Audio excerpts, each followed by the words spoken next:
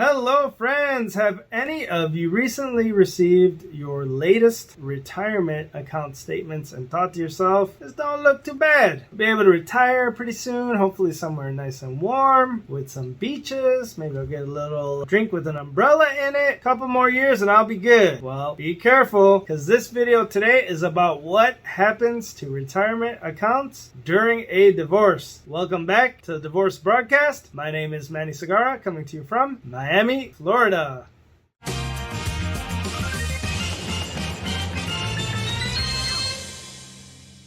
All right, before those of you who want to retire soon do, let's try to talk about what happens to all of these nice little retirement accounts if you get a divorce. What we're going to do here is we're going to first take a stab at identifying the different types of retirement accounts that are in play during a divorce. Now, remember, I am not a financial planner. I am not an accountant. I am going to give an overview of these different retirement accounts, but please make sure that you make an appointment with your wealth advisor, your financial planner, or your accountant to discuss these different retirement accounts and any ramifications. But let's go over them. One of the popular retirement accounts that are usually at issue in a divorce case is a 401k. Brief description of what a 401k is. It's an employment sponsorship plan. Usually it's offered through a private company. What happens is that you're able to invest in that account pre-tax. You have to check your locale for the withdrawal rules. But essentially, if there are some withdrawal penalties, if you withdraw some of the money ahead of time, you may be subject to a 10% early withdrawal fee. Also know that you can always roll a 401k for divorce purposes into another 401k or into an IRA.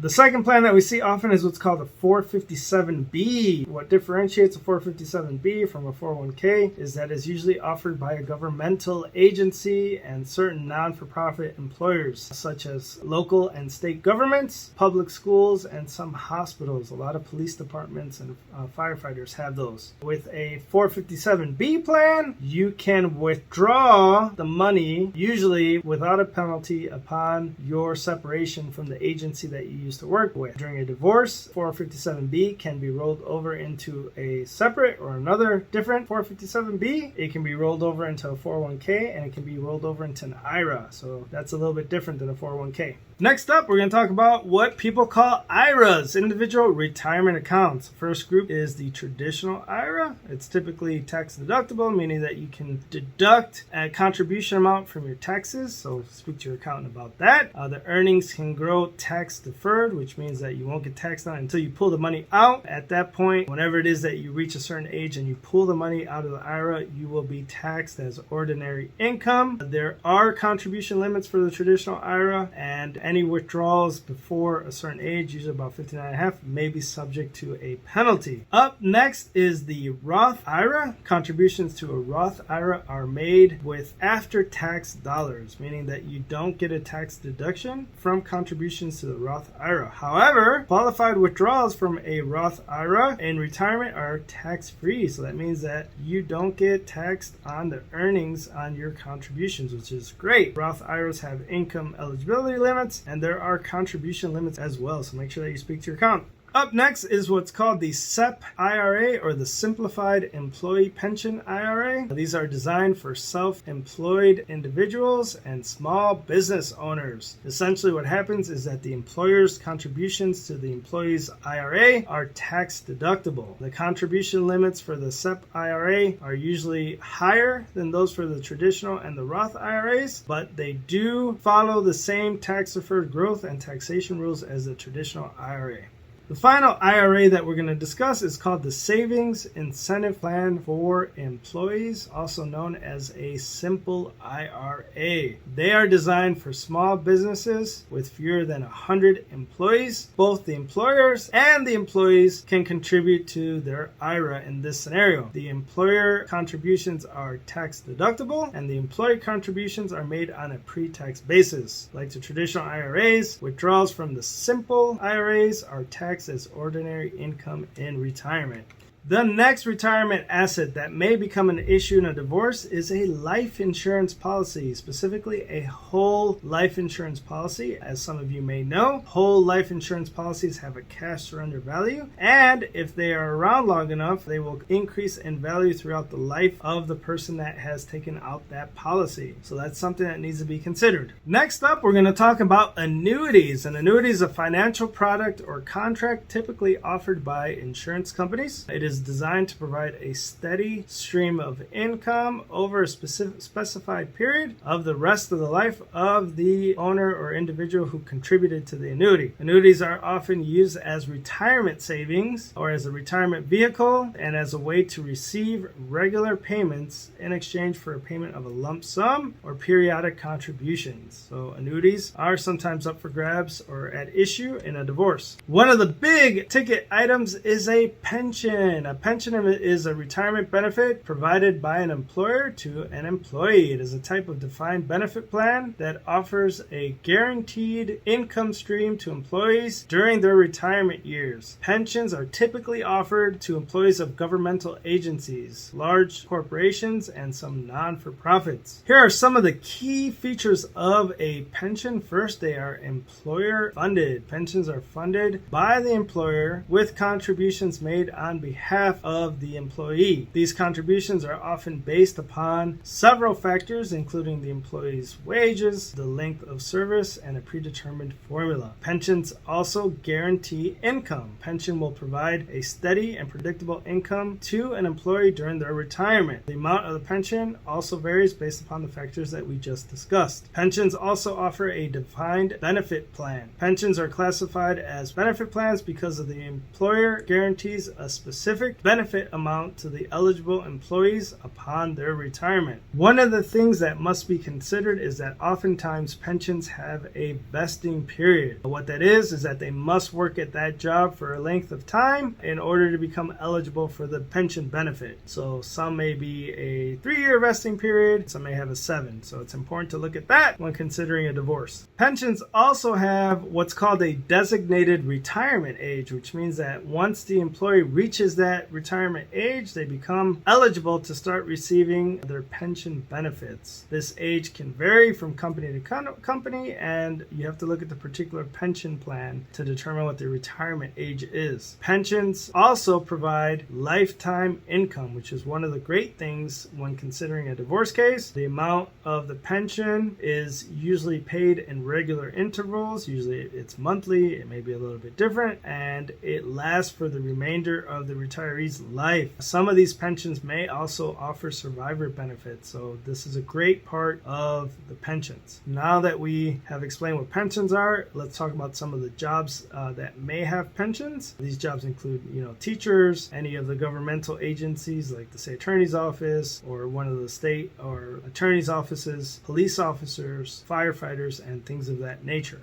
All right, now that we've given a brief overview of the different retirement vehicles that may be subject to a divorce proceeding, let's talk about how they interact or what happens when a couple gets divorced. And the first thing that needs to be determined is the date of the marriage through the date of the filing. If you look at Florida Statute 61.075, that is the timeline. What is the date the parties got married? What is the date that somebody filed for divorce? And when did that retirement account start? If the retirement account started before the parties got married and ended before they got married, then that is separate property. That is non-marital property, at least in Florida. However, if the couple was married and then the retirement account occurred during the parties' marriage at some point, then we have an issue for the divorce court here in Florida. And we're going to talk about how we're going to figure that out and how we're going to divide it when a retirement account is subject to equitable distribution. In order to determine the current value of any type of retirement account, there are a couple steps that can be taken. Usually this involves obtaining the statements or other documents from the account administrator or financial institution that holds the retirement fund. So if it's a 401k or a 457b, you can simply get the bank account statement from where that is from. If it is a IRA, same thing. You just subpoena the account. If it's in a Charles Schwab account or a Bank of America account, you get that bank statement and you're able to see it. When it comes to insurance documents or annuities, same thing. You send a subpoena to the insurance company and you can try to figure out what the balance or the value is. It becomes a little bit more challenging when it is a pension. When it is a pension, then you have to send a letter to the administrator. We are always sending letters to the Florida Retirement System, FRS, to try to determine what the value of pensions are. If you are able to determine what the marital component of these different retirement accounts are, then you're able to put a number on it and you can try to divide it. Again, the barometer is from the date of marriage to the date of filing. Sometimes it falls a little bit outside of that. Let's say part of the retirement came before the parties were married, or there's a contribution after the filing of a divorce. So let's say there's a 401k plan. We're going to use the wife. The wife was a school teacher for 30 years. She was married 10 years with the husband. So there are about 20 years of the retirement account that is not a marital asset, but there are 10 years that are. So in order to determine what the value is of that non-retirement account, sometimes you need to get a little bit of help. You can hire a tax attorney or forensic accountant to try to determine what the marital component is of that retirement asset. I'd like to interject a little bit of a pro tip here. One of the issues that sometimes arises is that in Florida, the filing of the divorce, that date is the end date for assets and liabilities oftentimes. So if there is a retirement account and the person who has the retirement account continues to make contributions to that retirement account after the filing date, make sure that when they are trying to figure out the equitable distribution table or scenarios, that those subsequent contributions after the filing of the divorce are not included as marital property, because that once the filing date hits, that is no longer marital under Florida law. It is time to discuss how these retirement accounts are divided or distributed by the court. And there are three ways in which they are usually divided. The first way is when there is an offset, where the spouse who has the retirement account, let's say that the husband has a $50,000 IRA, he keeps the $50,000 IRA, but the other spouse is allocated with an asset of equal value. The example being in the one that I just gave you, if the husband has a $50,000 IRA, and the wife has a $50,000 401k, they both keep their own accounts and they're both equal. But if one retirement account is a little bit higher, then the other spouse would get sufficient assets to offset that amount so that the parties will be equal or around equal. The second way is akin to what I just described, which would be a partial distribution. That means that instead of getting the complete retirement account, let's say that the 457B plan has $100,000, maybe the spouse will give the other spouse $30,000 and then offset it with some assets in a different area, maybe the house or the boat or something like that as an example. The third way would be to equally divide the retirement asset. This is a scenario in which the spouses equally divide the retirement asset, whether it be an annuity or a pension or 401k, whatever. What ends up happening is that one spouse would roll that asset over into the account of another spouse. Remember when we talked about the 401k plan, they can be rolled over a certain way, or the 457B plan, they can be rolled over a certain way as well. Or perhaps that spouse will keep the retirement account in their own name, but allocate a certain percentage to the spouse. And finally, we should discuss a little bit about how the court divides these retirement accounts. Specifically, the court will enter what's called a qualified domestic relations order. Those of us in the business call it affectionately a quadro. A quadro is simply a court order that is signed by the court and sent off to, for example, a plan administrator. It often comes up in pensions. The quadro is sent to the plan administrator. Plan administrator makes the appropriate determination and they start dividing the pension plan. It is important for the attorneys to follow up and make sure that the pension is divided appropriately and pursuant to the agreement of the parties. As we're closing here, remember, I am not a financial planner or an accountant, so I invite you to speak to one of those financial professionals to get more of an in-depth understanding of these different types of retirement accounts. And also remember that each state is different and they may have different rules and regulations regarding the distribution of retirement accounts. All right, that's a wrap.